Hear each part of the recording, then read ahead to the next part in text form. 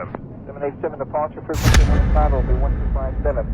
257. Happy New Year. I hope everyone had a good, happy, and fun New Year. Everyone went out or stayed in or worked, such as I did. Welcome to SciFi And Friends, the first podcast of the new year of 2016. Hopefully one of many, hopefully one of hundreds. We'll see. There's not much to be updated on. Building a new computer, but that doesn't affect the podcast that much. It's more video editing computer. But I'll post some pictures or something. Maybe edit some video. Wouldn't that be nice? All right. My guest today is Dennis Downs. Dennis works at Downstream, just like me. That's where we met. He's a gamer. He's a computer kind of guy. He started in Red Oak as a culinary chef. Does that make sense? Culinary chef? Yeah. Something like that.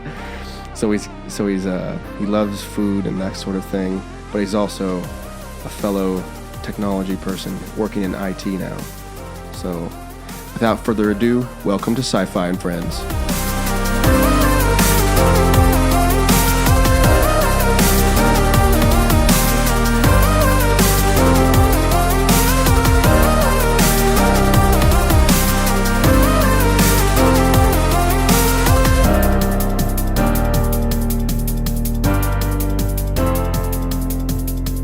Dennis, welcome to SciFi And Friends.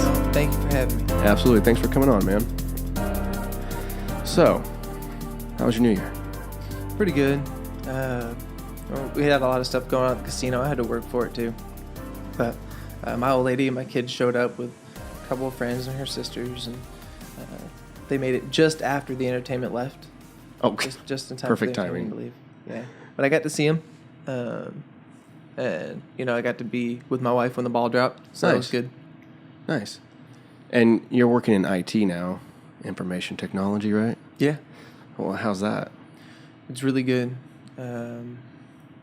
It's a whole new area for me. I've been doing my own thing, learning about technology for quite a while. Right. Just kind of as a hobbyist and fixing my own stuff.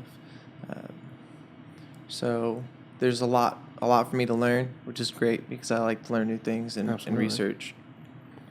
So I regularly find myself digging into things that I'm unfamiliar with and that are difficult. It seems like the more challenging it is, the harder I fight it.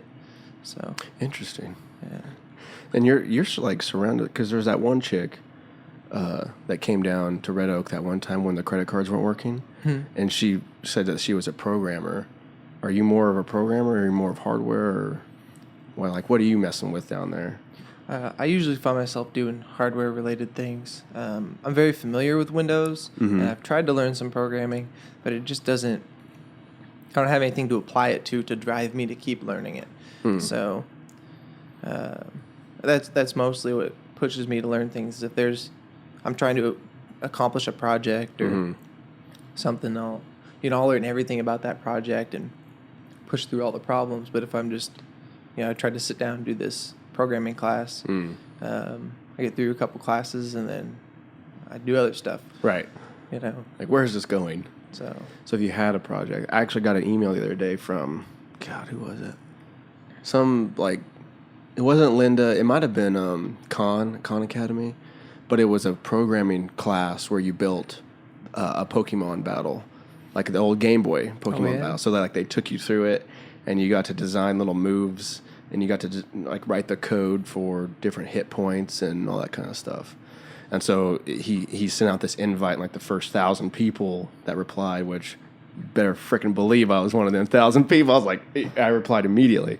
And so he sent out in this little private lesson to where you get to make this little Pokemon game, which is really complex and simple all at the same time. It's really basic. You press B, you choose an attack or whatever, and then the attack goes, and then you get to see a little graphic, and then the AI or whatever you want to call it, the game gets to choose an attack or whatever. Really simple, but as far as a beginning programmer or beginning just learning about computers, it's perfect because it holds your interest. Oh, Pokemon, this is sweet. But at the same time, you kind of get to pull the curtain back on some of your favorite games that you grew up with as a kid. Yeah, get to see behind the scenes Yeah, on it. And yeah. Yeah, that does sound pretty cool. It was cool. So if you were going to have a project for programming, have you ever thought of anything? Like, did you want to hack into something or build a little program, a game, Flappy Bird type game or something? I've thought a little bit about it. My kid motivates me on a lot of things as well. So, she just started learning to use a tablet. She's doing really well. How old is she? 1.5. Oh, already using And tablet? she's unlocking the screen, and she can choose which show or game she wants. Yeah. And she knows how to get back to the home screen. She knows how to wake it up. Golly. So, I was looking at these shows and games, and a lot of the games are just purely interactive, and then a lot of the shows are purely passive. But I see. Well, I don't know if you ever watched Blue's Clues. They try to engage the audience. I've never seen it. There's no fourth wall in Blue's Clues. Right. And there's a lot of other kids shows that are like that. They talk to the audience. Right. And so Steve would be like, where's the kids, the audience would make the sound, a clue, and he'd be like, where? And he'd look all over. And I thought something like that would be perfect for a kid's game, where they would get a little more, they'd have the story. Right. Somewhere between a game and a show. A game show, if you will. A game show. I think that's taken. That would be cool. I think a lot of cartoons are kind of doing that. I guess Dora did that, where she would ask like where Swiper, was that his name? That freaking dick of a monkey. But like where is he? Swiping. Yeah. Like where is he, or where he hid something. And so that would be true. That would be cool. Yeah. And especially if you could add in like the game parts. If you could make a game about colors, right, and make a game about numbers, and make a game about whatever, to slide in the teaching. I have seen one app that does this, and it's Doc McStuffins. She's a toy doctor. Okay. She fixes toys. But the toys come to life when no one else is looking, like Toy Story. She's the one who sees them move. Right. And in this one, it was you'd have a little bit of story, and then it'd say, okay, now sneak past the dad when he's not looking by pressing the button. When he looks, stop pressing it, right? And the toy's hiding under a banana peel, Right. So that was a little closer to what I was thinking of for that kind of project. But I think that's a little ways off. I barely made it halfway through. Not even halfway through a Python class, intro to Python. And it's not that it's difficult, it just doesn't seem to hold my interest. So my current project, I've been playing with the Raspberry Pi a lot. I really enjoy it. I'm not familiar with Raspberry Pi. The Raspberry Pi is a little... Sounds delicious. It is delicious. It's a little system on a chip. It's about credit card sized. Okay. And there's a couple of different iterations of it, but the whole goal is a low-cost computer. So the most powerful system they have costs $35. Wow. The most stripped-down, simple system they have costs $5. They recently released that, and when they released it, they gave it away on the front of their magazine. It's... It's smaller than a credit card. It's about as long, but much shorter. And they were really excited about this. They talked about, decades ago, people giving away software on the front of a magazine. They'll have like a little floppy disk or CDs and stuff. Right. This is the first time a fully functional computer has been given away on the front of a magazine. That can fit in the palm of your hand. Yeah. Or smaller, And they plug in with the micro USB connectors. Just like the way you'd charge your phone with, right? Yeah.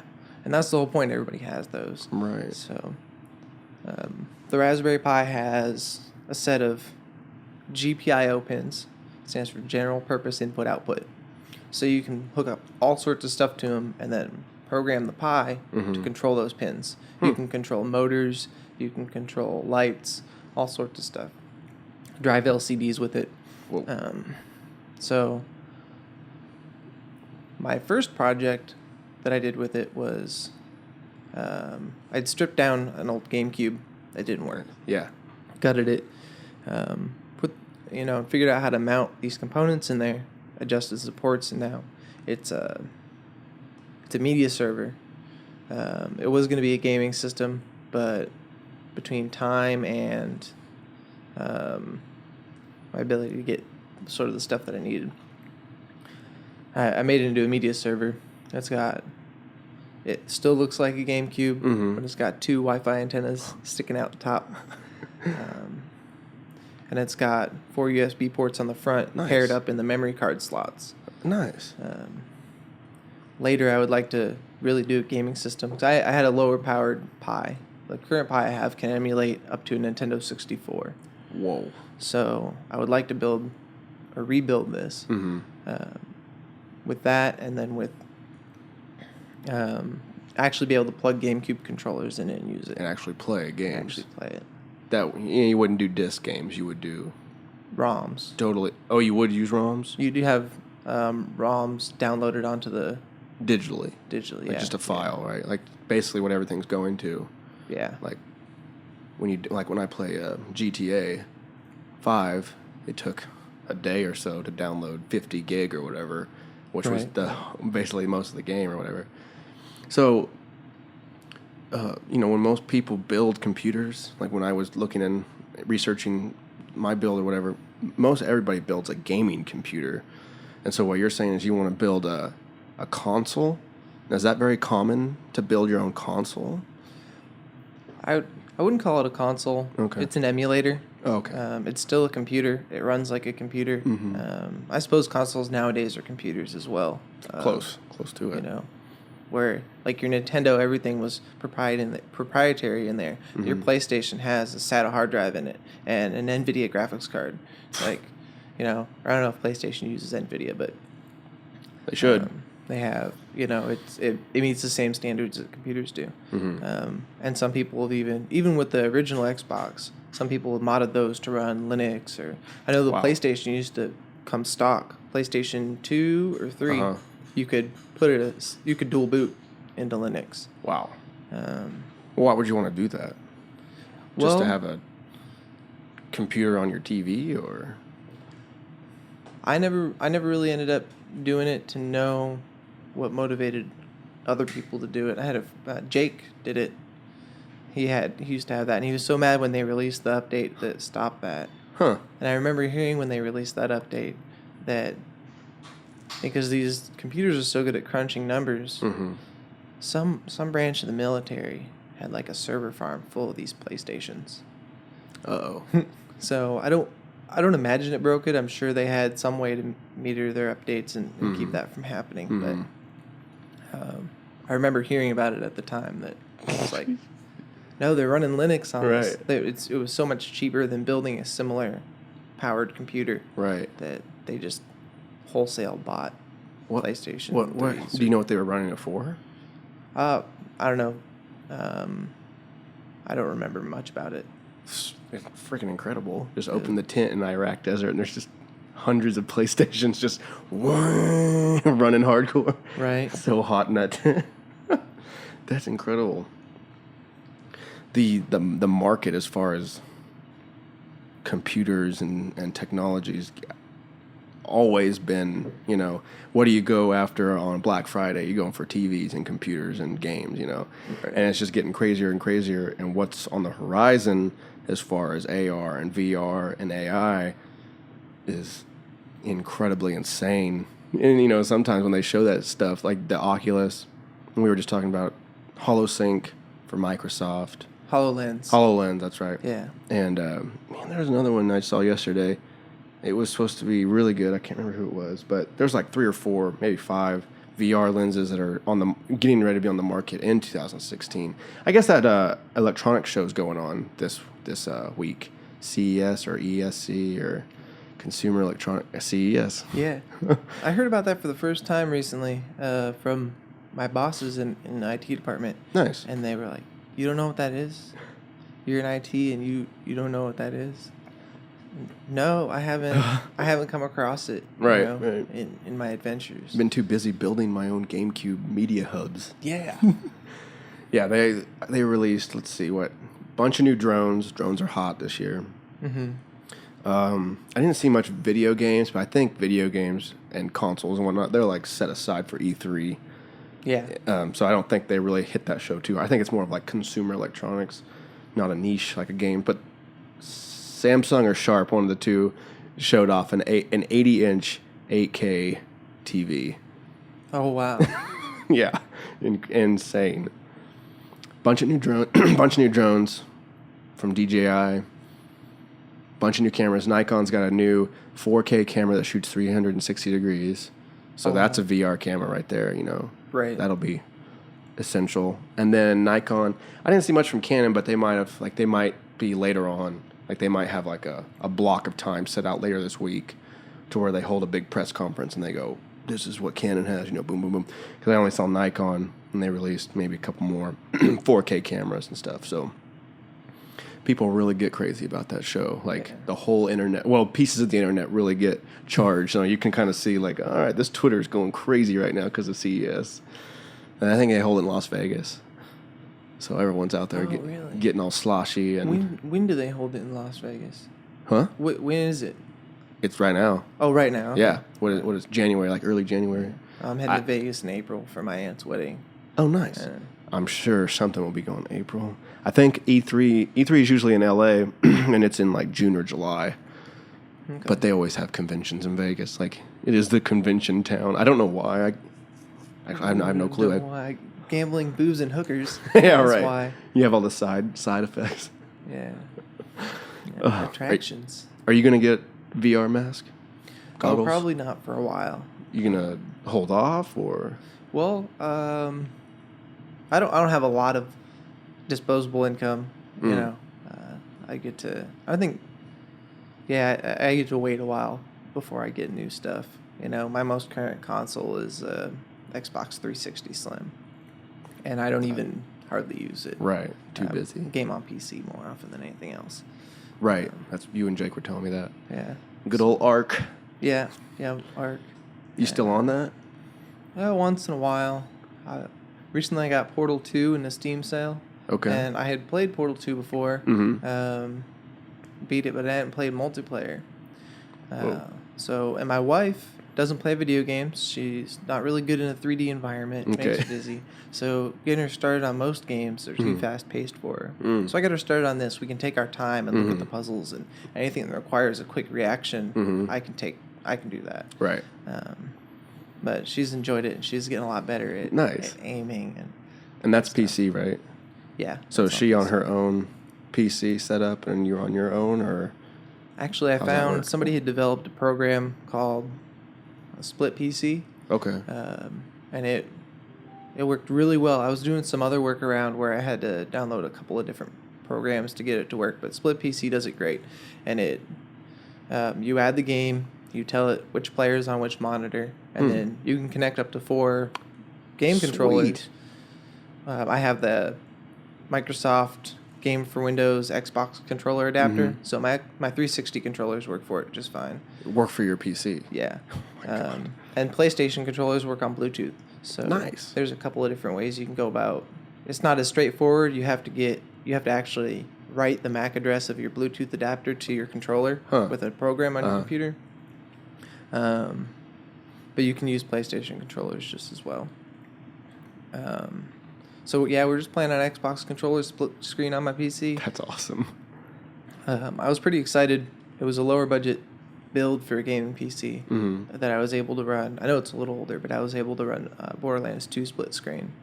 Wow. So I've got 2 instances of it at the same time, and still full graphics. Pretty flawless. Yeah, it was nice and good. Now, let's talk about Portal real quick, because another good friend of mine, gosh, he's such a good friend. I can't think of his name. Oh wow. Chance Hunley.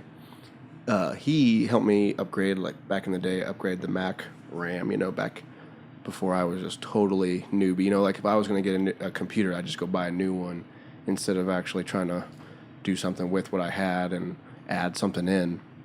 And I knew he was the computer guy. So anyway, he was back in the day. He was in the Portal, and I was kind of like, well, whatever. You know, I got things to do. I got Call of Duty to play. You know, but Portal is where you have I think it's a puzzle game like you said, but you have a blue and an orange portal, and then you can just like set those up anywhere and teleport through them, right? Yeah, Is that basically what it is? It's got to be on. There's these white painted surfaces. Mm-hmm. So there's a lot of areas. Part of the puzzle is a lot of times there's only a few surfaces you can put the portals on, and you have to figure out what order and where. And momentum is conserved through the portal, so when you jump through one, if you fall from a great distance and it goes down, and your other portal's on the wall, it'll launch you out of that portal. Oh, nice. And there's a lot of launching yourself across ravines. My wife and I had to time an action on this and this was a great example of where I did the more faster setup. Right, the reaction. It'd have a portal that had this walkway. It sent this beam walkway out from its source. The portal took it across. We have to stand over there and launch. We had to remove that portal so we would drop, and it would launch us out at each other. And we had to crash into each other in the middle to land. Otherwise, we overshot the target. Oh, okay. Well, my portals were holding that bridge open, so I had to move my portals and retarget while I was falling. So I dropped the angled one to launch me out, and then face down and drop the other one. There was a couple of misses, but got it pretty quick. We Nice. launched ourselves, smacked together. It was pretty nice. We did it, honey. Yeah. We did it. That's awesome. Oh man, yeah. I've never played it, but it's huge. It's a really, really, really popular game. Ark is another popular game. Do you play World of Warcraft? I haven't played World of Warcraft. I played it a little bit once, but I stayed away from subscription games a lot because, again, financials. Right. I have a lot of money to spend. So mostly the games that I have, they've been out for a while. They were on a good sale. Right. Don't you have to pay for Xbox to play online though? Or didn't you? Yeah, you had to pay. You had to have Xbox Live Gold to play online with people. Which was like a subscription, wasn't it? Yeah. But not anymore. I did that for a little bit. Okay. And that was okay. But it was more, I didn't pay for the year. I would buy a card when I was going to play for a while. Or there was a long period of time where I was playing the shit out of Halo. Right. Online. And so I had, I'd buy like 3-month cards or a year card once in a while. But they did away with that. Or no? It's been a while. I know that for a long time people were saying, hey, we shouldn't have to have gold to watch Netflix or, do these other things that don't use anything from Microsoft. And they finally changed that a few years ago. But I think that they still have... Yeah, I'm not sure. Because I know that a lot of the new games require you to be online. Almost all of them. I mean, that's the number one marketing thing. Can I play this online? And I know people will talk about, when you get into the feud of PlayStation versus Xbox, and it's definitely there.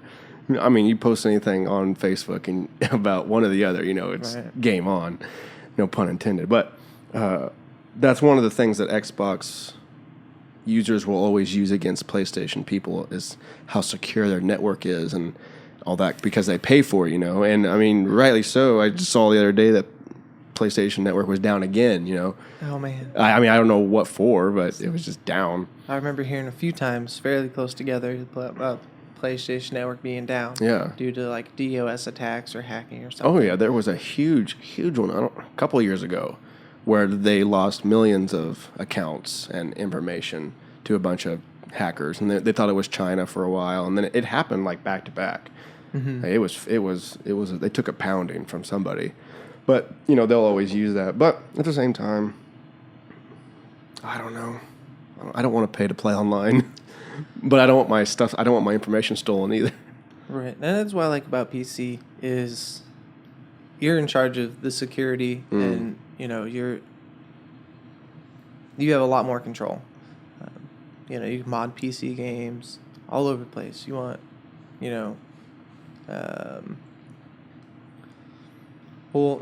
somebody not recently, maybe a couple of years ago, they rebuilt Morrowind on, like, the Skyrim engine. Right. They created it. They rebuilt it all, so you could play Mario in it with the much better textures and graphics quality. And it was just a mod that you would download and go for it and play. Nice. So there's a lot of other cool mods and texture improvements and unofficial patches that come from being a PC gamer. Right. And I think that's what you're about to see is an incredible jump in technology and in gameplay and in hardware. Just because, like you were saying about Pi or Raspberry Pi, right? Yeah. You have computers that are the size of a pen, and everyone has access to technology to mod a game. And all they have to do is go, I just built a Spinosaurus with 3 heads, upload to Arc. I don't know if it's that easy, but it might be. And suddenly, you know, Dennis Downs can buy this Spinosaurus. You can rent it for 3 hours and just terrorize Arc, you know, but you paid $500 for it or something. Not only do you have that, you have all this new technology. You have all this, I guess it wouldn't be new. It's more of you have all this technology that's maturing. You have AR and VR that are kind of just on the horizon. They're getting ready to take on stuff. So you pair that with all these people who are modding, all these people who are storytelling people who add on to the main frame of a big online game. You have all these programmers, all these coders, and it's not just it's not like a select group of people. I kind of parallel with it with the studio system of Hollywood, because back in the day, back in the early 1900s or whatever, even the 60s and 70s and 80s, if you wanted to make a movie, you had to be in Hollywood, and you had to do it through one of the studio systems. And independent film was there, but it was very small. Now, everyone's got a 4K camera in their phone, in their pocket. Right. You can make an entire film with your phone. The editing software is $50 a month, and you have exactly what David Fincher uses for his movies, you know. So now it's just the Wild West. And I think that's what's about to happen to games, if not already. You know, the game world operates a little differently. Well, let's talk about Unreal Engine 4. Right. Unreal Engine 4 is free. Mm-hmm. You can develop on the engine, do whatever you want, play your own games, and you can sell your games. And all the guys at Unreal want is after, I don't remember what the price point was, but it's a certain price per quarter. Once you break that, they want a percentage. Right. It's pretty high. I thought it was pretty high. It was like $2,000 or something. Yeah, it was. Your game would be pretty successful if you were ever to have to pay them, you know, like. Yeah, it'd be no big deal. Yeah, Everybody you wouldn't would be glad to do it. Yeah, you wouldn't mind. So, you know, that I think that what we're starting to see is we're starting to see the maturation of the, wow, that's not going to sound good. Say of the industry? Of the, well, we're starting to of see the players. The result of this proliferation of information. Mm-hmm. Yeah, see those three shun words. I thought it sounded beautiful. No, I'm in. I'm hooked. The maturation of the proliferation of information. Thank you, Detroit. That you're seeing from the internet now that it's so much more available. Yeah. That and as Google's trying to do with fiber, that the barrier between your computer and the internet is getting smaller and smaller. You have it everywhere, and it's closer to the speeds that your computer operates at. Right. As you see more and more of that, you have more opportunity for people who didn't have it before. You know, like you said, having the same software to edit your videos that all the big guys in Hollywood have. Right. Having access to Unreal Engine to develop your games. And as we see that, I think we're going to see a lot of distribution of production, that things even out a little bit more. So, you know, instead of there being like, you know, 3 or 10 major video game producers, you end up with more like YouTube, where there's a lot of big players, and you can sort of follow one for a while, and if they start to suck, there's like 100 more of them. Right. More competition. Right. And competition is always good for the consumer. Right. So you combine that with, well, along those same lines, 3D printing is coming a long way, and I don't think it's gonna take over the material production, but I think that it's gonna change the way that it works for a lot of different things. Being able to customize. Right now, it's mostly plastics. Right. There's a few other areas, but a lot of stuff's made out of plastic. But And there's lots of different kinds of plastic too, right? there is. Right. Most of what I've seen in 3D printers is ABS plastic. ABS? ABS. ABS. I don't remember what it stands for. But a lot of your stuff is made out of ABS. Most phone cases, cameras, probably your laptop if it's not made out of metal. Looks like it's made out of metal. Oh, this baby's made out of aluminum. Yeah, aluminum's nice. But being able to customize things like that. Right. I saw this other different kind of 3D printer, and it's a laser etcher cutter, and you put it in there, and you can put your MacBook in there, and it'll identify it as a MacBook, and you can choose among many designs, and it'll laser etch that design on the back of your MacBook. Or you can put a material in there and have it cut shapes out of it. Like you'd put like a block of something, and it would Da Vinci the crap out of it. It's 2-dimensional just because it's got the laser coming from the top. Right. So the ad that I saw for it was this lady's putting pieces of cardboards in there, was cutting out these curved puzzle pieces, and she assembled them into this art piece, this cardboard globe, and you could see all the continents and stuff on it. That's cool. So it doesn't use heat, obviously, if it's cutting cardboard. I feel like a laser would catch that on fire.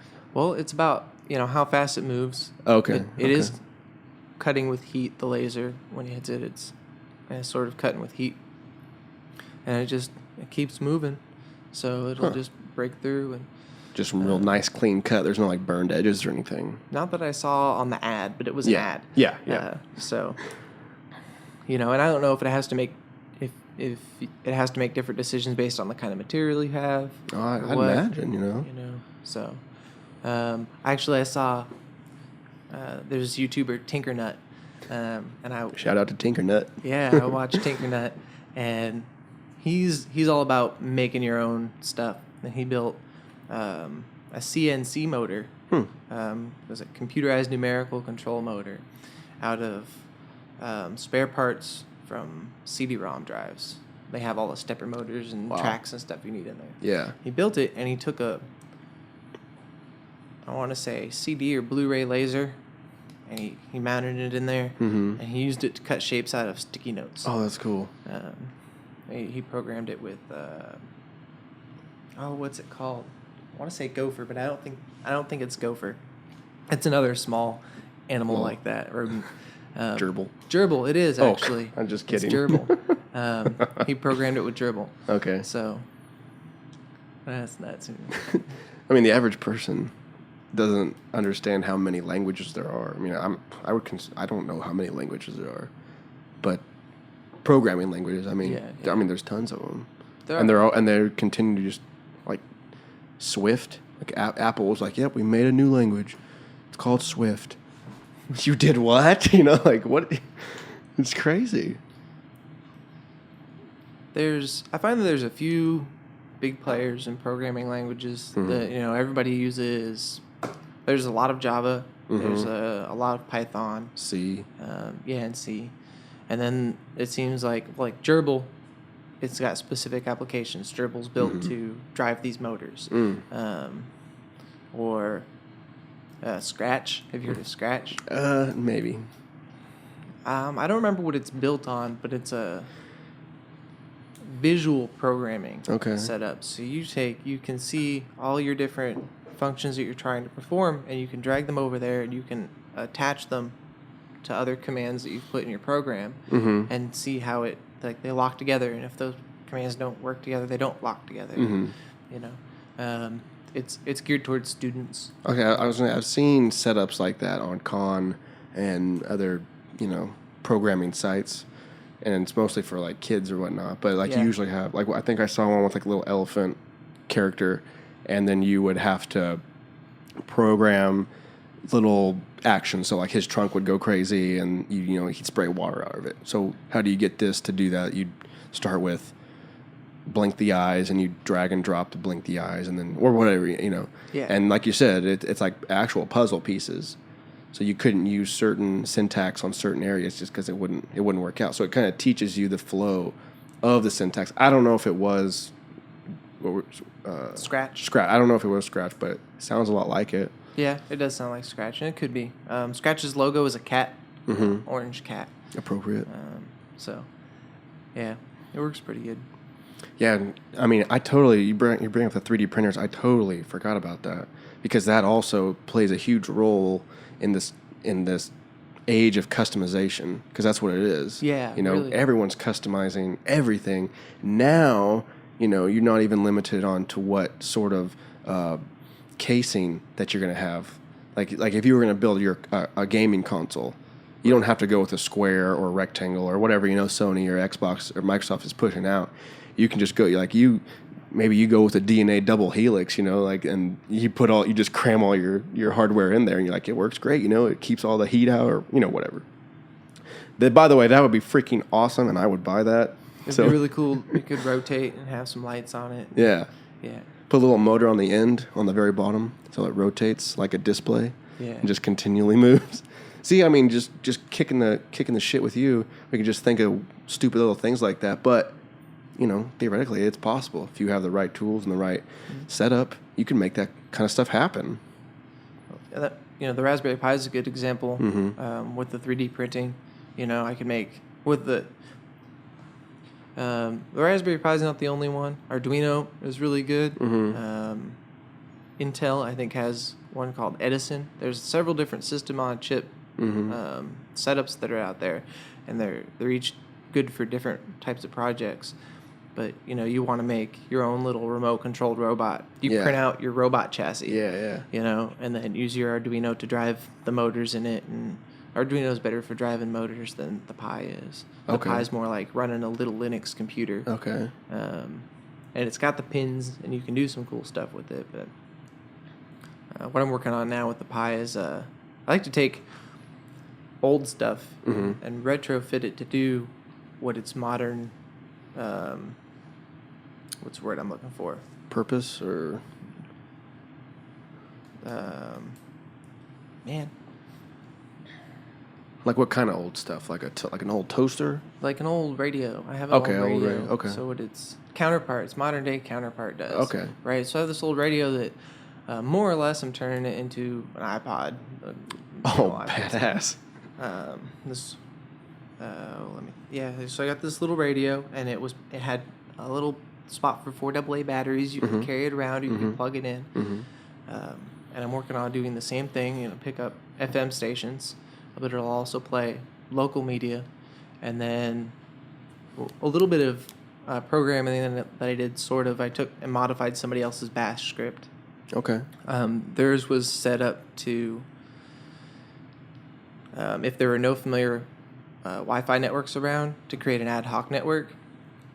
And an ad hoc network is just individual devices all connecting to each other.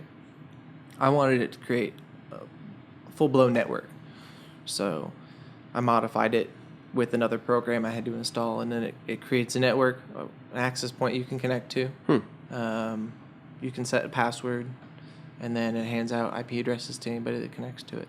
So if you go out to the beach and you pull this radio out, right, it'll create its own network. You connect to it with your phone. You can stream your music from your phone to it. Wow. You could stream Pandora to it because you've got 3G on your phone or 4G on your phone, and so it's the radio doesn't.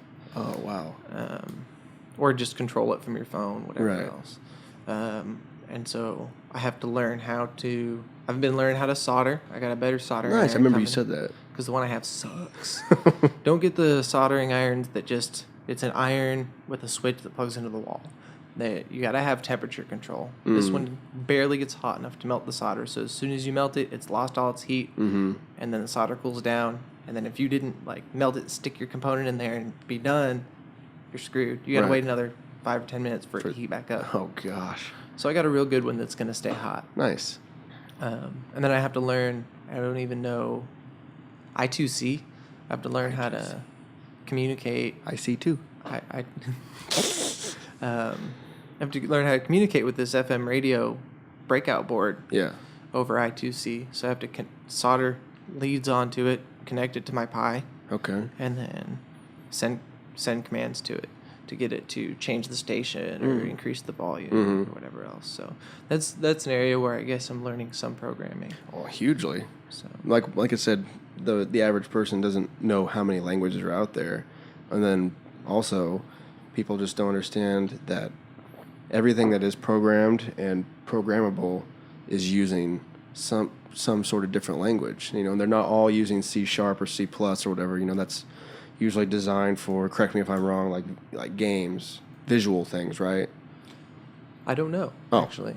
I'm pretty sure like C#, I think it's C# or C++ is usually what they use for like video games and whatnot. Okay. But I think I remember seeing that on the Unreal Engine because you can Right. you can build your environments visually or you can program them. And you can see them both at the same time. So nice. you can, like a Dreamweaver type setup. Yeah, like that. And then it's sort of like a 3D Photoshop setup where if you want to create your models that way or change textures and stuff, or you can program it if you know how to program Right. it. I just think it's so interesting that you use one language to do a certain thing and another to do another, in the sense of, like we have, as humans, we have what people would call romance languages. These languages that sound beautiful and, turn people on or whatever. But you read a poem in French and people and girls, freak out or whatever. Right. And in the same way, if you're going to program a spaceship from Tesla or SpaceX to fly up to the space station, you're probably not going to use C++ or Python, just because the syntax don't have the capability to tell this rocket what to do. You're going to have to use, I can't remember what scientists use, but you'd have to use that language. Right. Or you'd have to use that sort of hardware. I think that is fascinating as far as linguistics go. This is computational linguistics. Human linguistics are crazy enough, and now we're adding in machine talk. I find that it's a little more straightforward. Really? The rules are very, at least with Python while I was learning it, and I when I was in high school, I tried to learn a little HTML, and I got okay at it. Yeah. But it's pretty straightforward. The rules are there's no exceptions, right? In English, we have so many exceptions for rules. Right. It is a lot like learning a language. You have to learn a grammar. Yeah. And certain things don't make sense together. And if you're good at learning languages, like for me, when I'm going through Python, you get to a point where when you're fluent with the language, if something's wrong, it just doesn't sound right to you. Instead of, like noobs, they'll put stuff together, they'll do their adjective and their verb backwards, and it doesn't sound wrong because they're not familiar with it. Right. But once you're familiar with it, you can look at, and this hasn't happened for me yet, but you can look at code and just, that doesn't look right. Right. That doesn't belong. That should go over here. Right. Swap this, put this there. Or to look at code, like a master or a high advanced programmer can look at code and say, oh, if you just switch these things around, it'll work much quicker, much flawlessly, or whatever. You can do all of this with this little bit. Exactly. Yeah. Cut it down. Right. You just use this piece of code and you just take out the next 10 lines because it's just all clunky, but this one, can do it. Like we did, I took a Visual Basic class this past semester, and there was a part where you could put a plus symbol in front of the equal sign, and it would do all the arithmetic for you, and you wouldn't have to write it all out. Just whatever you put after that plus and equal sign just took care of it, Oh, cool. And it was just this super easy, cleaned up 4 or 5 lines of code for you, so your code's that much shorter. Right. Simple code is good code. Yeah, simple code is good code, but you have to have the eye for it, because if I hand you 10 sheets of paper with code, you're going to be able to, it's spread out, and you'll be able to kind of look through it and find the missing or the incorrect pieces of it. But if I hand you one paper and it's all condensed code, you have to be real sharp, because everything, all the symbols on it mean so much more.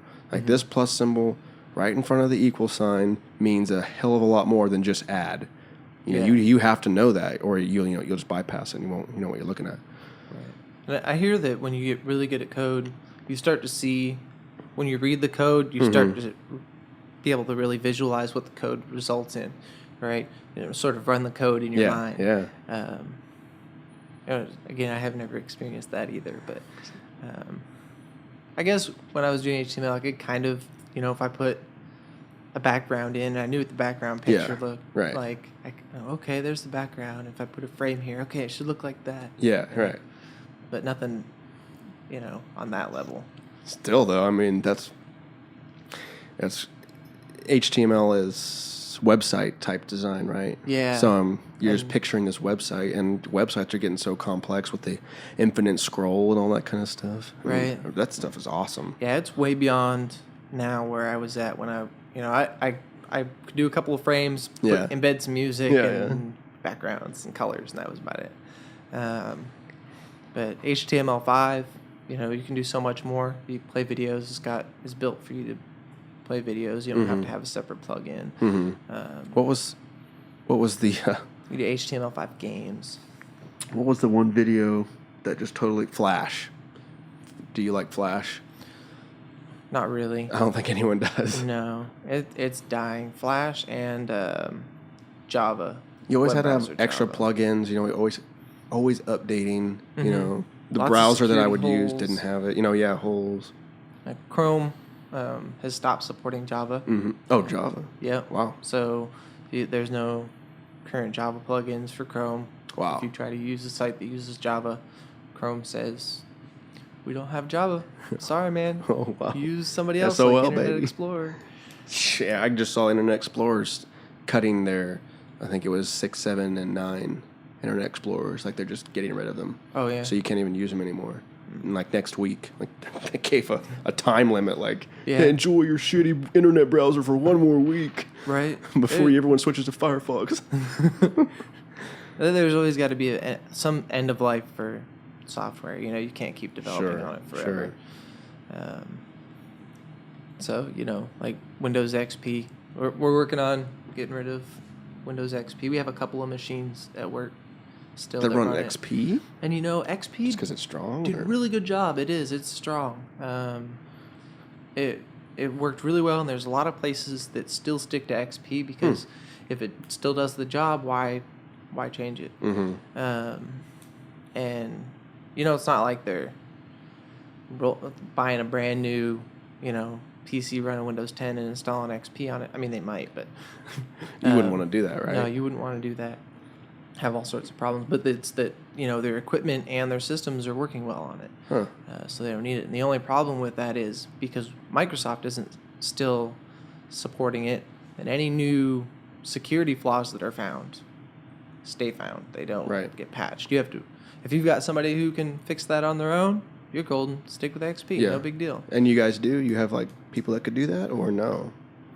Sort of. We have a couple app guys that kind of know what they're doing, and sometimes it's not. There's other workarounds you can do to protect your system besides fixing your operating system. And there's layers of security.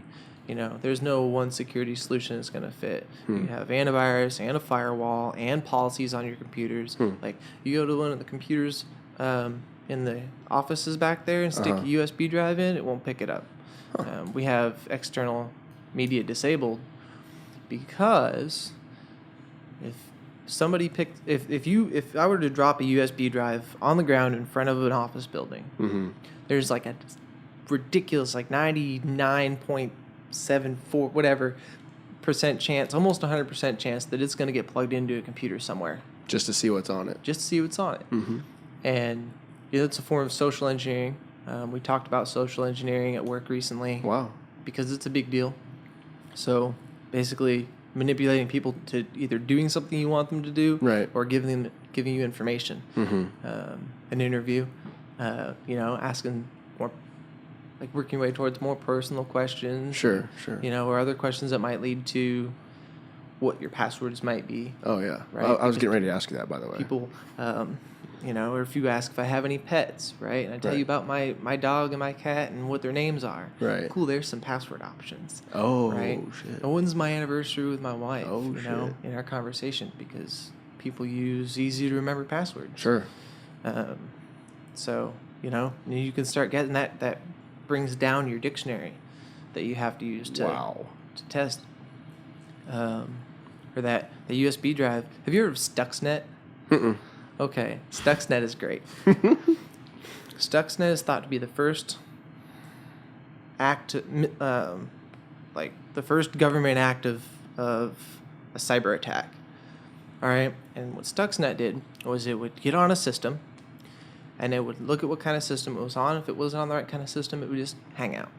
Didn't really do anything. There's a great documentary on it on YouTube, and what it was looking for were these what's it called? PLC motors, right?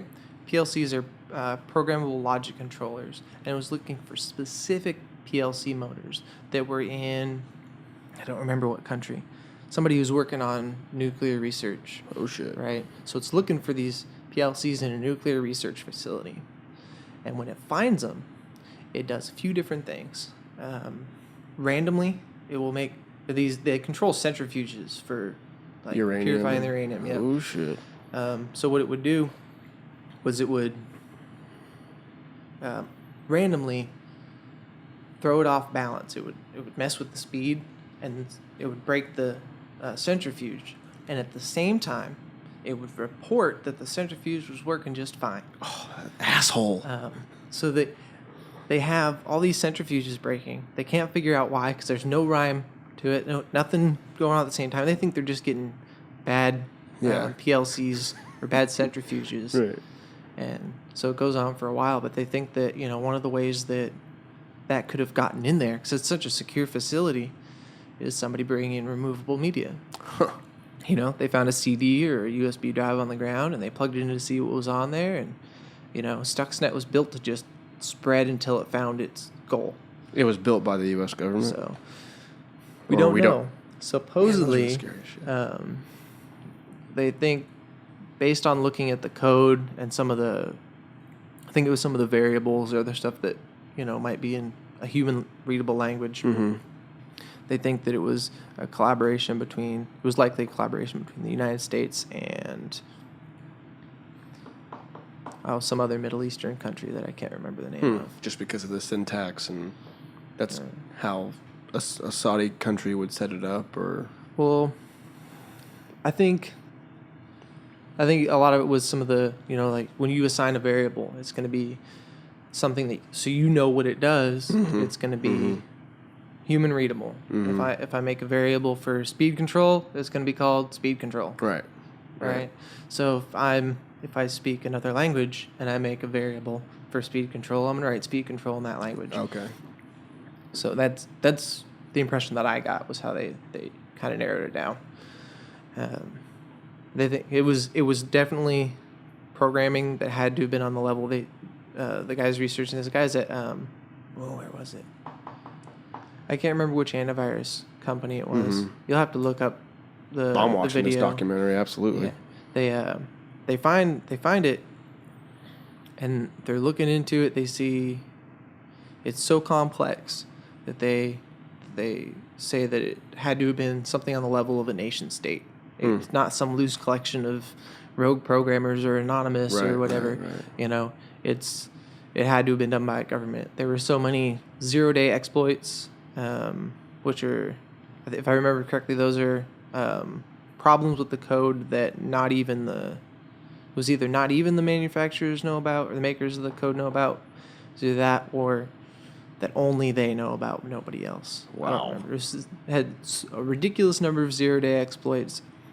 And it sort of seems like you'd have to have major research teams to figure these out. Yeah, right. And it was written to run on a variety of operating systems, because it had to be able to go from like your MacBook to my phone because I plugged it in to charge without me knowing. And then it would have to go from my phone to everybody else's phone on the Wi-Fi I connected to, and all this other stuff. And now Stuxnet is open source. Wow. It is on the internet for anybody to play with. What does that mean? Well, it means that a lot of people can find ways to stop it because they know how it functions. Okay. And this is a big argument for open source and a lot of things. Especially for security, open source code. So Google takes sort of an encouraging approach. They have they say, all right, whoever hacks this and breaks this system that we've released, we'll give you a reward to tell us what it was, right? Right. And so now, because you see it everywhere, especially with mobile, people jailbreaking their iPhones. Yeah. That's hacking, very much so. Yeah. And they're poking around and seeing how they can break this system and how they can get into it. And then when they find it, now if the bad guys are finding it, they're not going to tell anybody, right? I wouldn't. And so the question has always been, we found this terrible thing that people can do on the system. Should we tell everybody and then the bad guys know? Oh. Or should we not tell anybody? Right. Well, they might find out eventually anyway. They might already know. But if we know about it, or the people who work on it know about it, they can at least Kind close of the watch hole. for it. Or this book on network security was called the Cuckoo's Egg. Oh yeah, we were talking about that. Yeah. This guy, nobody took internet or network security seriously at all, and there were, a big question in his mind was, do I bring these security flaws to the attention of the public? And ultimately, what he came up with is, he said, well, the bad guys are already doing bad stuff with this stuff. Yeah, right. The only thing that can come from it is now the good guys know. So he ended up releasing the flaws. yeah, he talked to everybody he could about how to fix it, and a lot of the network administrators he talked to while he was investigating this, he would tell them what the problem was, but he would say, don't patch it, because if you do, some of them would, some of them wouldn't. It depends on what was going on. But he didn't close any of his holes because this guy was coming into University of Berkeley through an old account. And he was then going from Berkeley to a lot of other places, and he was coming from Germany. Wow. In 1984.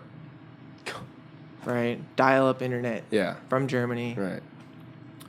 And no hiding your IP addresses, no Tor browsers, no nothing. well, he did a couple of different things to mask where he was coming from. First, when you go across the ocean like that, or at that time when you went across the ocean, Buried cables. when you're looking from this side of it, all you see is that line that goes across the ocean. You don't see anything past that. Or if you're like America, and you're just like we get to the Atlantic coast, and then it just like something is coming, right? And it's coming from right there. So then you have to contact them over there. Oh, okay. And then when they trace lines, they have to physically trace lines. Wow. Right? They go, oh, it's connected to this port. And then they're outside Yeah. following the phone lines. Oh my To figure gosh. out where these go. Right. But he finally got some people's attention and really kind of pushed for network security, not using. The big problem was dictionary words. He couldn't figure out why this guy was taking their password files because they're encrypted, and it's this pretty solid encryption. You would Right. need very powerful computers for the time, right, to do it, and so he really didn't think this guy had access to that kind of stuff from other information he collected. He didn't know what he was doing with it. Well, what he was doing was, because the encryption algorithm was public, so he would encrypt the dictionary and then compare encryption keys. And when he found a matching key, and you write a program to do that, piece of Right. cake. Yeah. It would tell him what word that was. So he just Cool. unencrypted the whole thing. Pretty much. You know. Yeah. Like, Very, very creatively. this password file contains the encryption key for the word surfboard. Right. Yeah. Right. And he would change the dude's password and take over their account. And there was another security hole where you could email a file to the system because the email program had root privileges. Email the file to the system would run the file, and you put whatever you wanted in that file. He would put stuff in there to create his own user accounts with root privileges, right? So now he's got his own backup. In case the backdoor he went in through closes, he's already in. He's got a key, he doesn't need a backdoor. So, Have you ever heard of I think it's the anonymous story with bots? It was on a podcast. Well, God dang, what is that? Radio Lab podcast. I don't think I've seen that. I'm somewhat aware of Anonymous and what they try to do, and I'm not sure if it was anonymous, but this particular incident was where these hackers, I think it was called the dark, not the dark web, but I don't know. It was a website or a site on the dark web, the deep web, that was just for hackers. And what ended up happening was people would hack into like 1,000 computers, and you could take all that hardware and use it for something. And it got into like the hundreds of thousands, into the millions of computers, and then they would sell those. So, like, if you were looking to buy from me, I could sell you like 100,000 computers that I had hacked. That I'm not maliciously taking them over. I'm not really, stopping the user from using Word or internet or whatever. But I can use his power of the computer to do whatever I want. Right. Times 100,000. Stealing the computing power. Basically, yeah. So if I wanted to have all those computers sign a petition, boom, I hit that, and they just all sign 100,000 IP addresses sign this petition. Yeah. And so they were like cyber attacking. I think it was, man, I might be talking out my ass, but it might have been like the Mormon Church or something, where they just sent 250,000 computers or something, all at the website of the Mormons, and they were like making comments, and it just crashed this whole website because there was so much traffic all of a sudden, and these people like had no idea. That's a pretty common attack. It's okay. They use botnets, is what you're thinking of. Botnets is what, yeah. And they used to perform a DDoS attack, distributed denial of service. Okay. So what happens is, just like you said, the website's getting so many hits it can't handle the traffic, and it's down. Right. This actually Westboro happens on. Yep. They did it to Westboro. They did it to the Church of Scientology. Another thing they did was they faxed them black pages. They use up all their ink. So all their toners getting just black sheets of paper, right? But Reddit inadvertently DDoS's websites sometimes. Really? What happens is somebody posts something that's really cool and everybody thinks is great, and it rises fast, and everybody goes to that website, and they give it the Reddit hug, and it dies. That's what it's called, the Reddit hug? Yeah. Oh my gosh. Well, it sometimes. I mean, but yeah, they'll just... I'll go on there and try to go to a link, and the website's down, and I'll check the comments, and they're like, "Oh, we hugged it too hard." We cried. We hugged it too hard. I love Reddit, dude. Reddit's amazing. So it is pretty good. It goes along with that proliferation of information, and that's where we're really concerned about actions that are attempting to control the internet and squash that. Keep us from like CISPA. Yeah. Those, you talking like laws? You talking governmental type things? Yes. How about SOPA and that kind of stuff? CISPA, I think, was the most recent iteration of it, and unfortunately, what Congress had done recently, there was a must-pass bill for NASA budget, and because we don't have any rules about whether or not your stuff has to be related, they tacked on the CISPA stuff. Oh, shit. Right? And it passed in Congress, and it got signed by the president, and now we have, it was net neutrality. Right. Or the opposite of that. Right. So now ISPs can treat traffic differently based on its content. And the argument for it is, well, we can... Well, it's something like a quality of service, or okay, so all you pay for your data except video traffic. You don't have to pay for video traffic. Stuff like that. That's the argument for it. The argument against it is, well, this ISP, Netflix is talking to them a lot, and they want you to throttle this other stuff. So now suddenly, everybody but Netflix, all the video streaming services suck. Except Netflix. Besides Netflix. With that ISP. Right. Or being able to squelch information. Right. So. And I would say I would be against that, because that takes away the freedom and, like you said, the net neutrality. That's what is so great about the internet, that it is free and that it is equal in a way. Everyone can make a website, and it can be as fast or as slow as you choose it to be, depending on the programming code that you used or the setup that you had going, but I'm not going to throttle your website if we both have a health food store, it's just competition. I better make a pretty damn good website, and I better have good prices, or you're going to overtake me, and that's just like the law of the jungle or whatever you want to call it. You know, and that's a big deal with the history of capitalism in this country. You see a lot of businesses are always going to try to protect their assets, right? And they're going to do anything that they can to do that. It makes good business sense. You want to make money. You make as much money as you can, and the less money your competitors are making, the more you're making. Right. And a lot of times, unfortunately, try to do this through laws.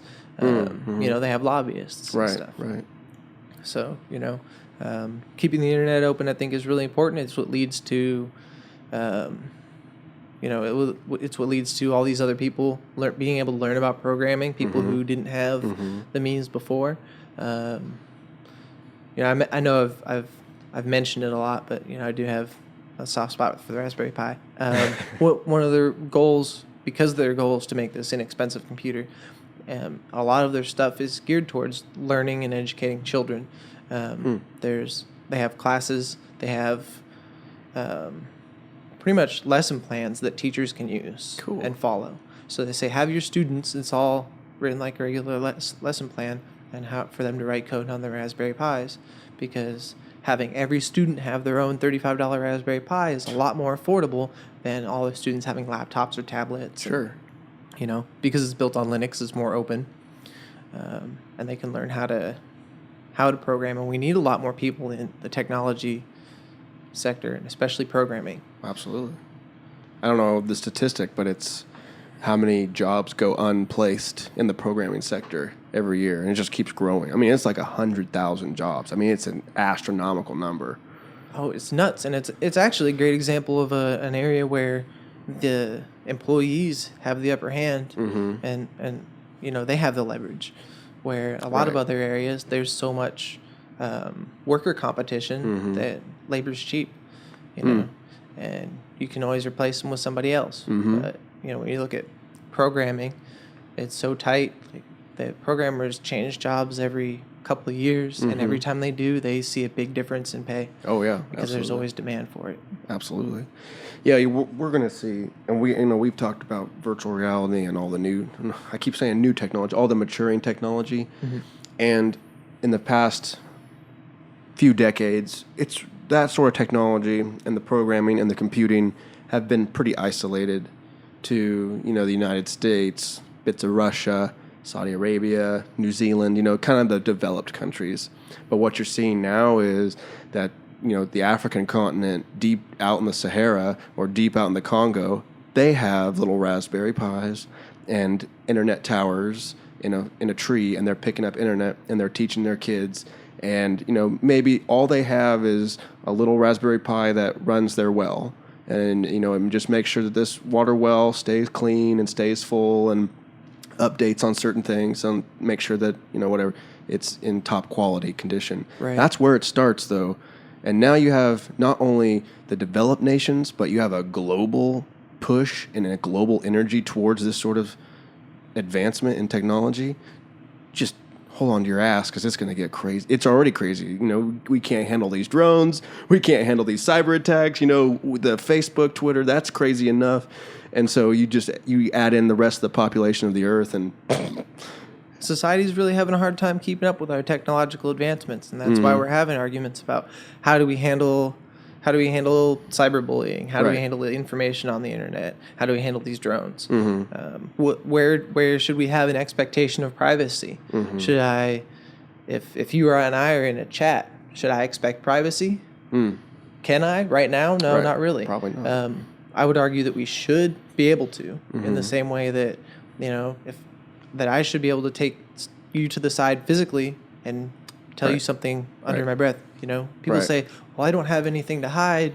Why am I worried about it? Well, just because you're not doing anything illegal doesn't mean that you want everybody to know all of your business. Right. You know, would you live in a glass house? Right. Or you're not doing anything illegal. Might as well live in a glass house, right? Sure. No, thank you. You don't need to see me walking around naked. Right? Or all the weird little quirks that I do that there's nothing wrong with, but people might look at me funny for. Right. And everybody's got. Yeah, I feel bad handing out my phone to listen to music sometimes. Like, if I put it on shuffle, I'm, like, really aware of what's coming on, because I got, like, Lord of the Rings soundtrack music, you know, and I don't know how, you know, my ego's going to take over and kind of be like, I don't really listen to that stuff. Play some Lil Wayne. You know? Right. So I can, like you said, living in a glass house or whatnot. But it's also principle. It's just the principle of privacy. Right. Why can't I have... It doesn't mean that, like you said, it doesn't mean that I'm doing anything wrong, but it's just a principle. And I don't know if I want to say it's a right, or a human right, but I would... We should I have think a right it to is. privacy. Yeah, I think it is.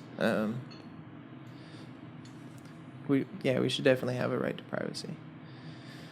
But I guess the definition of privacy is changing, just like everything else. I mean, we're in such a state of flux, and we've been in a state of flux for a while, and it's just getting hotter and crazier.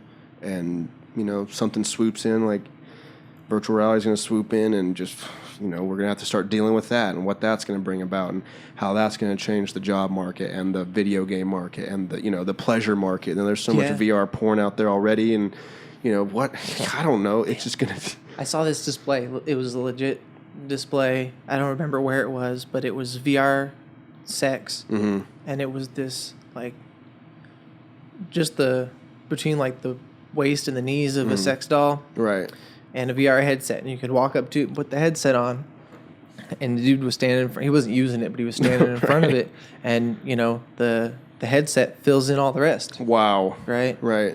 And I guess since we haven't talked about it yet, the difference between VR and AR is if it's a virtual reality headset, you don't see anything that's in your real environment. You're in another environment, so it could put anything there.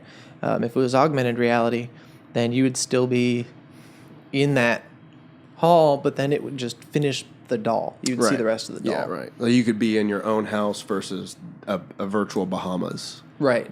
Yeah. So man, I already forgot the name of the Microsoft headset. HoloSync or HoloLens. HoloLens. Yeah. The HoloLens seems to be more geared towards augmented reality, and like you said, seeing the images on the walls and them staying where you put them, that kind of stuff. Right.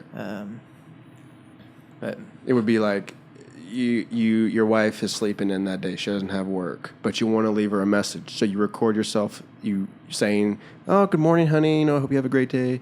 I think you're going to the grocery store today. So if you could, can you pick me up some new coffee? Thank you, love you, bye." You could put that video on the refrigerator.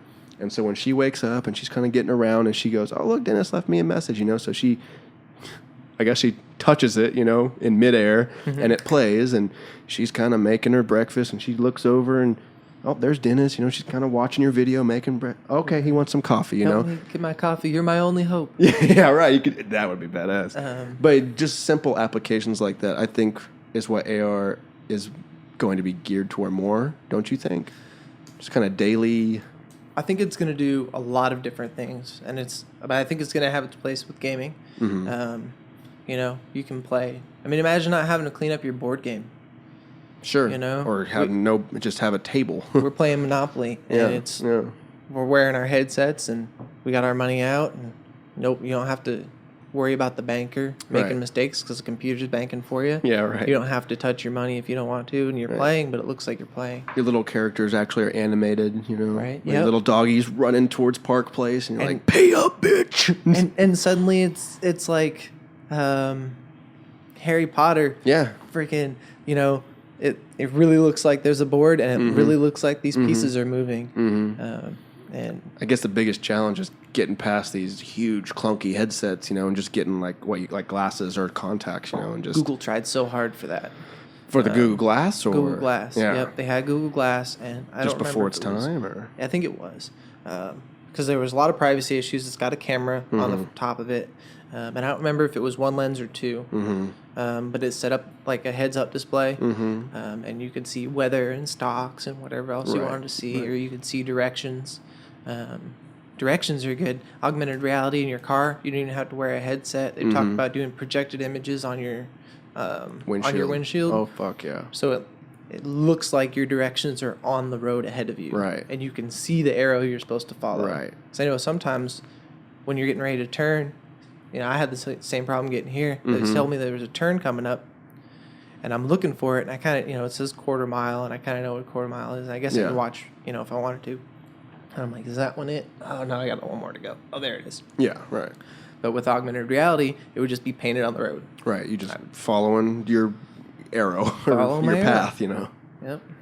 Yeah, I think some private jets have that installed into the windshield. And so when it's a real foggy day, a real rainy day, there's no problem. You can still see the runway. You can see every single mark painted on the runway because the computer projects it. Oh, that's pretty cool. Yeah, it reads it, knows, okay, I can project it all the way there. And so you don't have to even see, which makes me wonder if windows and windshields are just on their way out and we're just going to get into a bubble of metal and it's going to have a camera and it's just going to project a screen and this is what you see. And it's going to edit out, like Photoshop edited out certain things, you know, like, I mean, you wouldn't want to edit out certain things like potholes because you don't want to hit those. People. Yeah, you don't want to edit out people because you smashed into those, but just, you know, maybe paint on the road, the lines are real faded and something. Well, the computer just turns up the brightness for the white lines and suddenly your lines are perfect. And, you know, grandma can drive fine.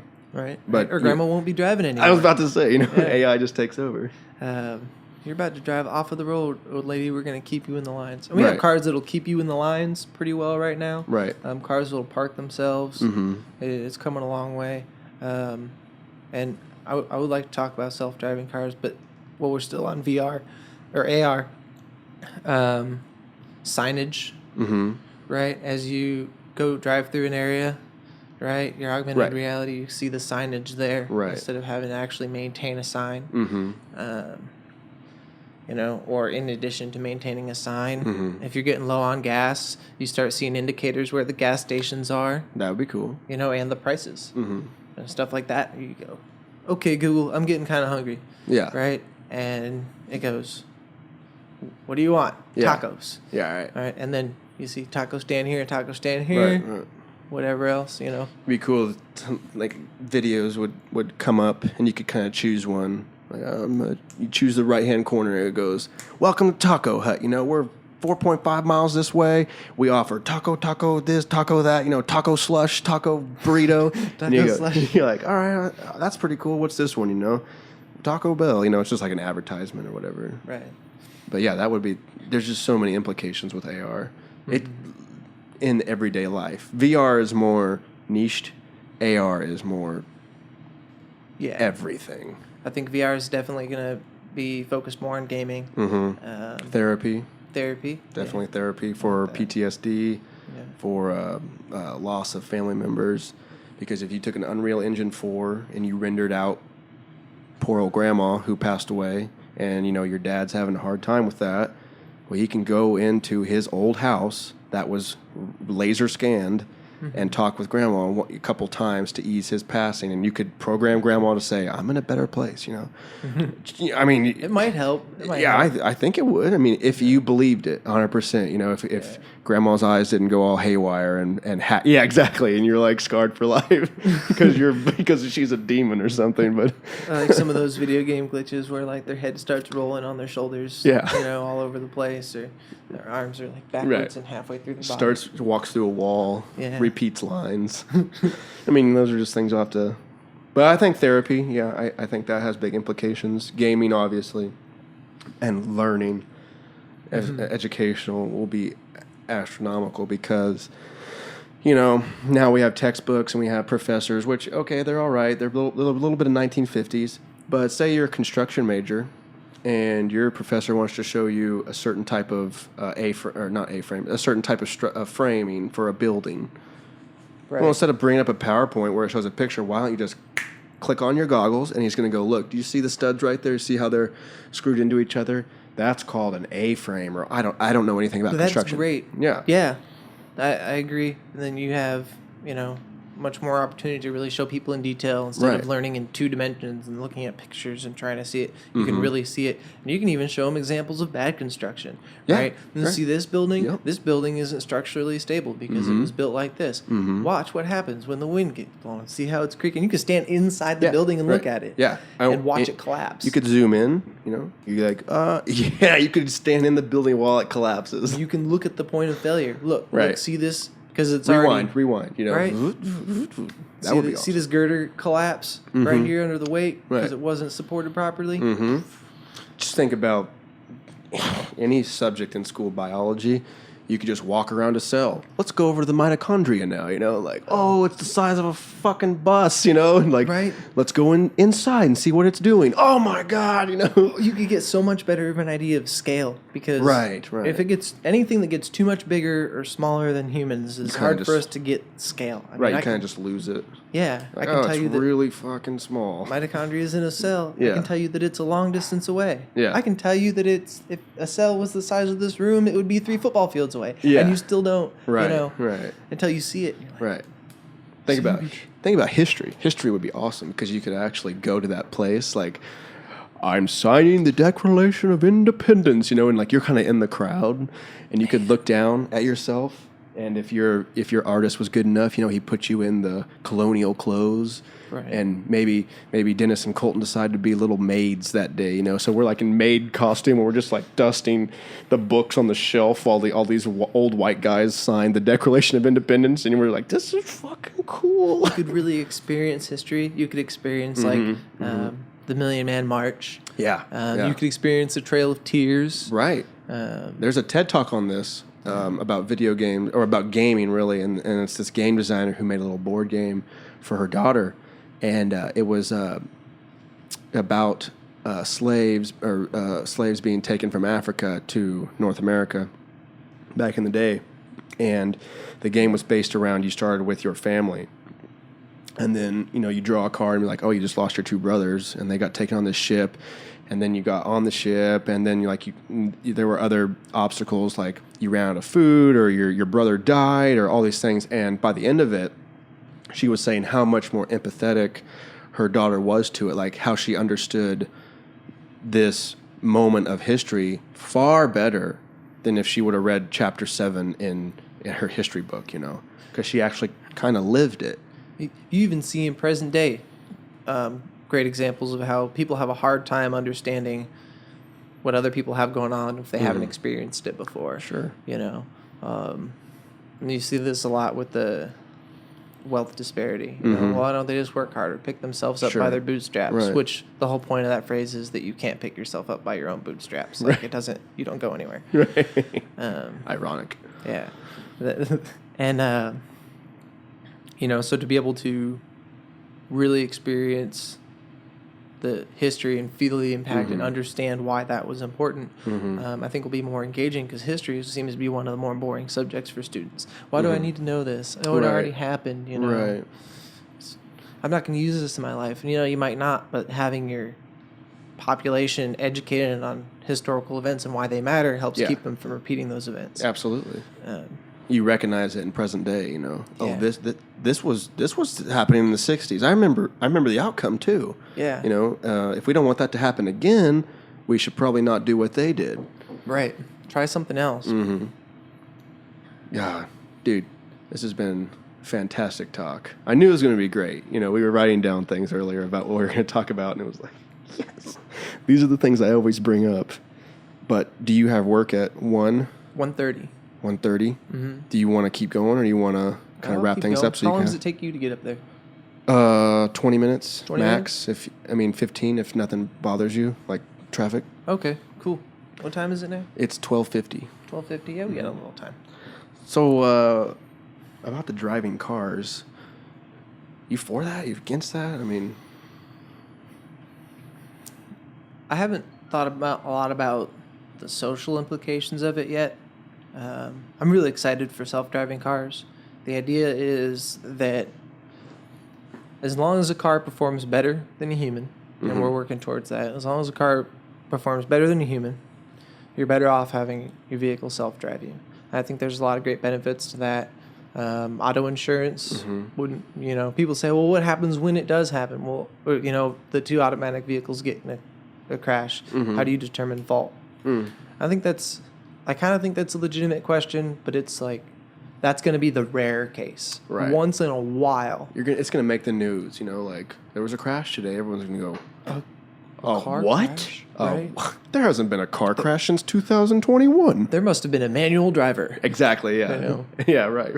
The only accidents that vehicles or that Google self-driving vehicle has been in, there's been a few of them, and it's all been People. the other person's fault. The other car. Yeah, because it's a manual driver. So- but right now it drives like your grandma. Slow and It takes its time. It looks around. It observes all the rules Right. strictly, and I mean, that's good if your grandma's trying to get around. That's Yeah. pretty good for you too. But Google really, what they really want to do with it is driverless taxis and have free rides. So remember, Google's an ad service. Right. First and foremost, well, they were start out as a search engine. Right. but they make their money on ads. Okay? Anytime Google's giving you a free service, it's geared towards getting you to look at ads. I say that sort of ominously, but it's business. Right. They have to make money. So Google wants to do these free taxis, and you get your free ride by watching an ad, right? You get in, tell where to go, and you just watch an ad while you get where you're going. I'll pay for it. So, I'll pay for the friggin' ride. Or you can pay. I mean, I pay for YouTube Red because I can't stand watching ads. Right. I don't mind them. They're evil. They're evil, dude. I can't stand them. Have you seen the South Park episode on ads? No, but I Recent bet South it's Park amazing. episode? It's pretty good. It's pretty good. There's actually a couple of them because this season South Park is actually building a story throughout the season instead of just nice. having Right. several isolated episodes. Nice. And a lot of it's about ads becoming evil, and Jimmy's the only one who can recognize ads. Yeah. They're learning; they've become AI, and God. it's pretty funny. I mean, So- to jump back to AR, you talk about marketing heaven, to get into Dennis's search history, to get into your Google, whatever your Amazon purchases. Oh, that's not new. But then to add it all up and to project the marketing or to project the products that they think you might like through AI.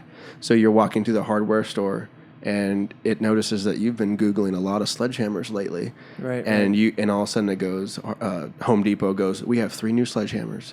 I'm not seeing that. I might be right next to you. I might be telling you the night before about how drunk I got, and Right. you're just giggling along with me, but you're looking at 3 sledgehammers, and you're like, okay, cool.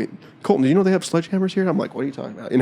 It doesn't show that to me because I haven't been Googling sledgehammers. Right. It's whatever. They do a lot of that already without the AR.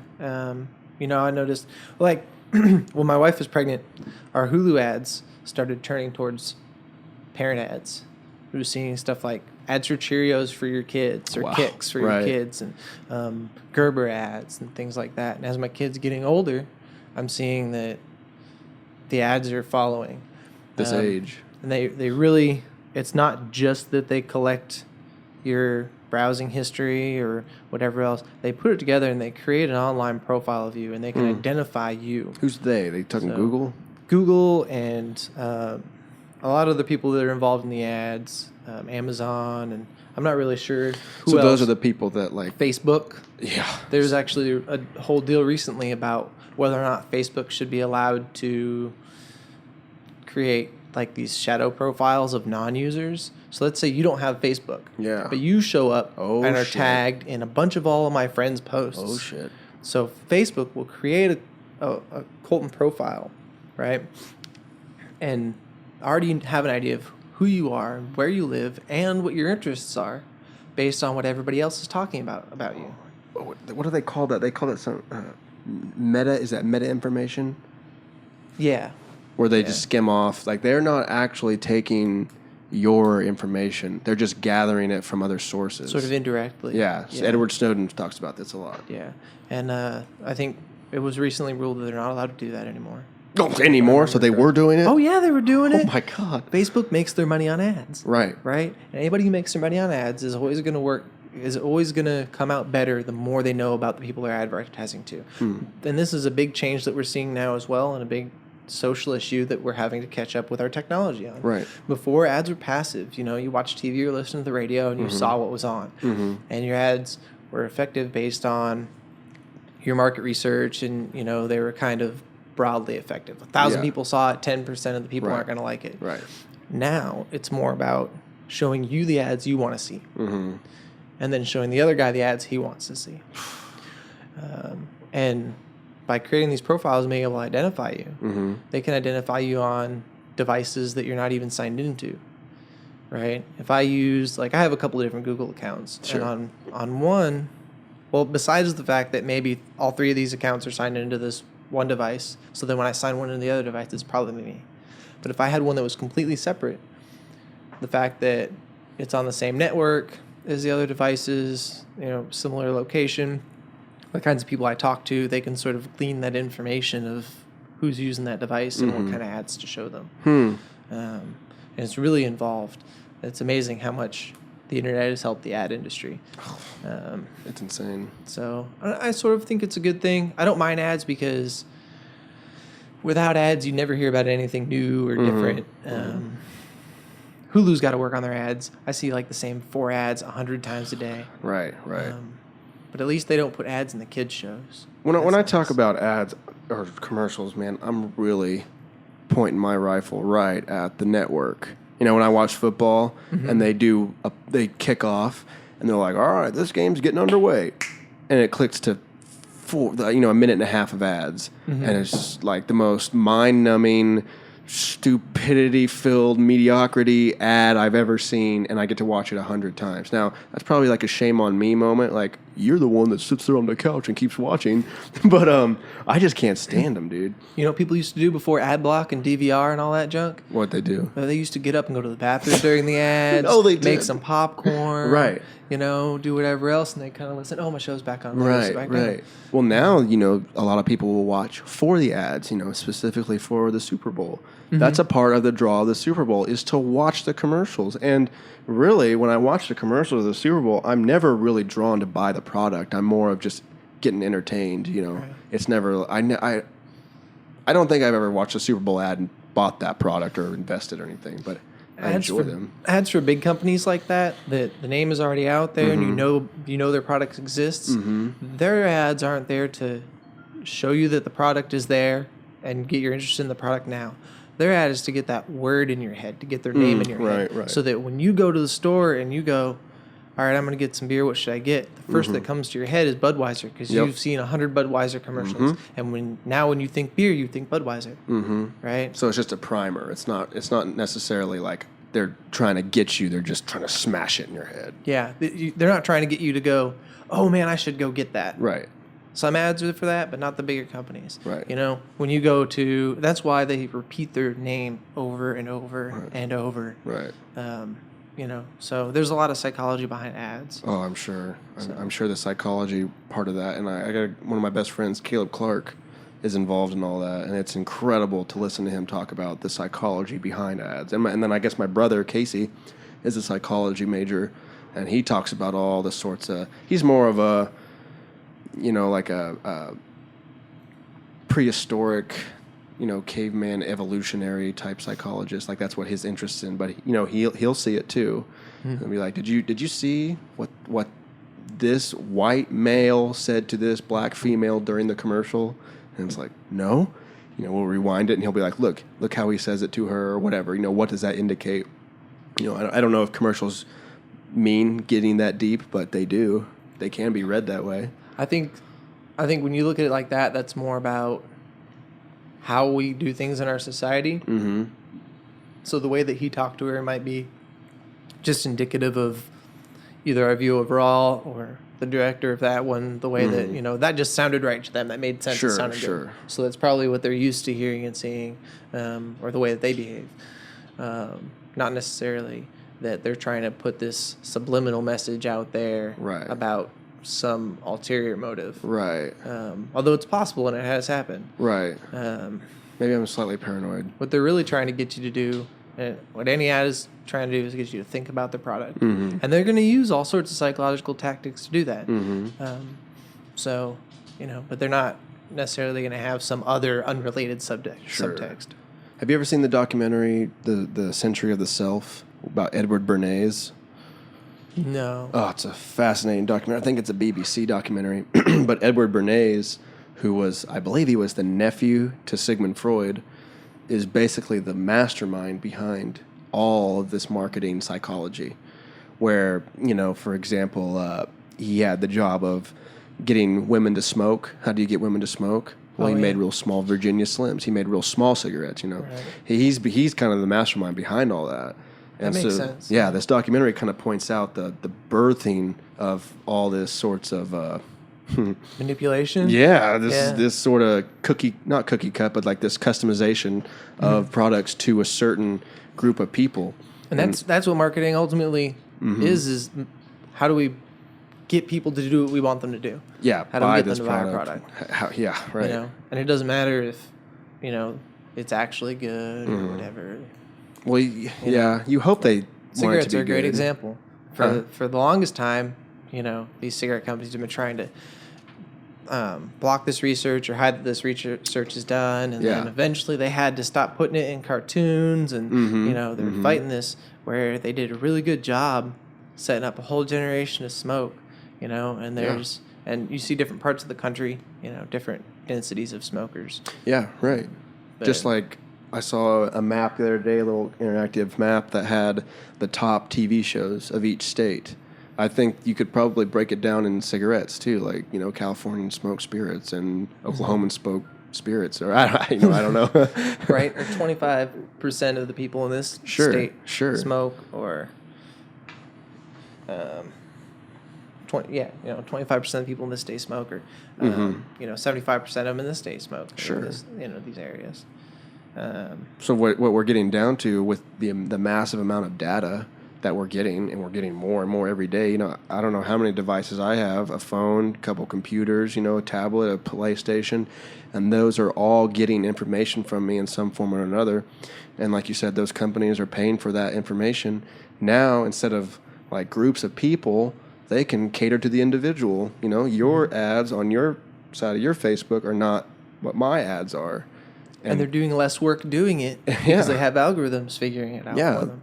And it's amazing how much information gets collected that you don't even realize is getting collected. And that's one of our discussions, in society, keeping up with that technology again, is, how should all this data be handled? How much of it should be private, and how much of it should we be privy to the knowledge that's being collected? The issues with the NSA, and how much we find out the dudes with tinfoil hats were right. They have been listening to all of our shit. Yeah. Like they've been recording everything. And should we know that? Right. Should they have been allowed to do that in secret? I don't think so. I mean, as long as I can get on the NSA website and log in and see the profile that they have on me, like that's my dream. I want to go to Utah. I want to walk into the NSA headquarters and I want to type in Colton Seifert. Yeah. And I want to see what they have on me. They don't want you to see that. When did you turn a webcam on? When I was not wanting you to have a webcam on. Yeah, right. And you kept it. Or they're putting backdoors in some hardware. Like some stuff gets shipped with extra pieces of equipment in it to make your. So they have backdoors. They have control over it. Oh, the government recently got all upset because they found out that they had a backdoor on their network stuff. Even though they're all like, yeah, let's backdoor everything. Yeah, right. Oh, this could cause problems for us. Right. Google collects your travel data all the time. Sure. That's how Google determines traffic statistics. When you off everyone's phone. Yeah. When you navigate somewhere, it figures out how long it's going to take you because all of their other users have already traveled there, even though they didn't use the maps. Yeah. They didn't navigate there. Yeah. Google collected. They see, this phone's moving this fast. Yeah. Let's watch it, see where it started, where it goes. Yeah. And use that to collect information. Or all of these phones are traveling here right now. Yeah. And based on that information and our market share in this area and all this other stuff, we can determine that the traffic is about like this. Right. And after so many times of you traveling that distance, I take the same route to work just about every time. It could probably just use your data and say, Colton drives this kind of car and looks like he's leaving a little bit late for work today, so he's gonna drive a little faster. So it's gonna be 10 minutes to 15 or something. Right. God, that's crazy. And I think that's the same information they're going to use when we move towards self-driving cars. We'll have traffic optimization where, your car's driving and it'll on the fly make changes to its route. And you'll always take the path of least resistance. Right now, you create a route and you're driving it, and it's not going to change unless you go off the route, and it'll readjust. Right. But it's going to choose based on traffic statistics at that time when you make it. But let's say an accident happens, or which we already said is going to be a lot fewer, or something else. Some tree falls in the road, and it sees that all these cars are stopped here. Right. Your car will just go a different way. Right. And it'll always be, or traffic's getting dense because most people take 7th Street. Sure. And so as traffic gets more dense on 7th Street, it becomes better to take 4th. And you'll see these cars that could take 4th, 7th, or 20th distributing evenly. Right. I would prefer Minimize if like traffic Siri's density. sister Leia would like ask me though. Like, Right. Mr. Seifert, would you like us to take 4th Street instead of 7th Street? There seems to be an abundance of traffic at this time of day. Right. Yes, I believe so. You know, like, oh no, stay on 7th. You know, I want to see how busy Lotus Garden is. I might stop there and eat. You know. Yeah. That would That's be a good idea. That would be cool. But we're probably a little further away from all those things coming together. Maybe not. Maybe. Or, smarter traffic lights. I'm so mad at how stupid the traffic lights are. I'm sitting at 20th Street. Yeah. And get off work. I come home and I'm sitting at 20th Street on Range Line. And there's somebody waiting on the other side. We're both just going straight. And I know they have the technology. They use this in some areas already.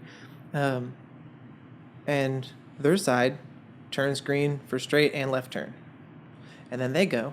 And then their green turns off, and it just follows the same traffic pattern. It doesn't think about it.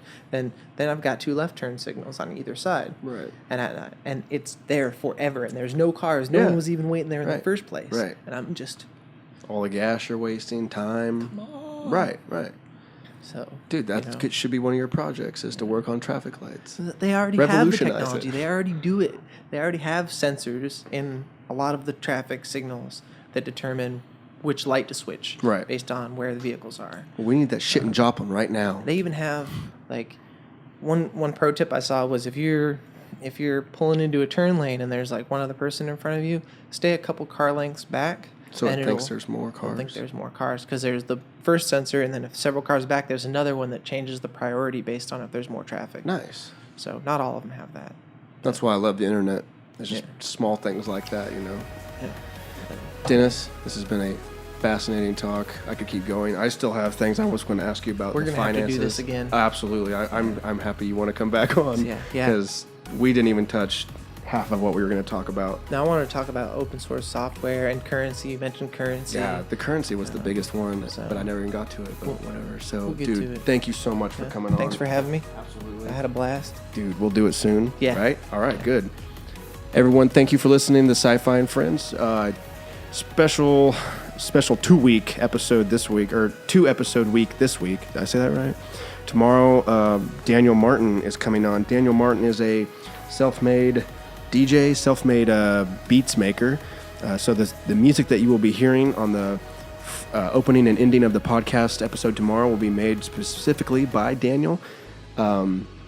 If there's anybody you want to see come on the podcast, or I guess here, I'm working on getting some cameras to maybe try to make a live show, or at least a video option of the show. But that is in due time. I have to finish this freaking computer. So thank you everybody for listening. Tomorrow, Daniel Martin, and we will see you later. Peace.